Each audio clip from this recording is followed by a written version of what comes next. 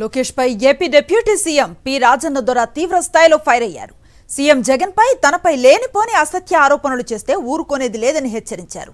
సర్పంచ్ గా కూడా గెలవలేని లోకేష్ కు సీఎం జగన్ ను విమర్శించే నైతిక అర్హత లేదన్నారు.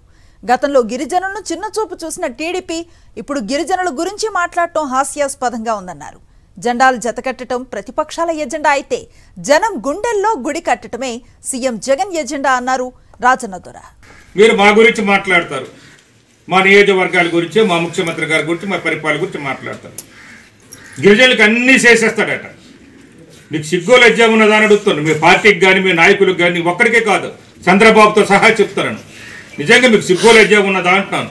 నియోజకవర్గ నాయకులు కావచ్చు, మీకు కావచ్చు, చంద్రబాబు గారు కావచ్చు, ఎవరికైనా గిరిజనులకి మంత్రి ఇవ్వని వాళ్ళు చూద్దాను.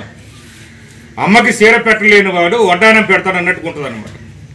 అమ్మకి సీర పెట్టలేడు, అమ్మ బుసులైపోయింది, కట్టుకుని సీర లేకపోతే వడ్డానం పెడతాను అన్నట్టు, బంగారం వడ్డానం.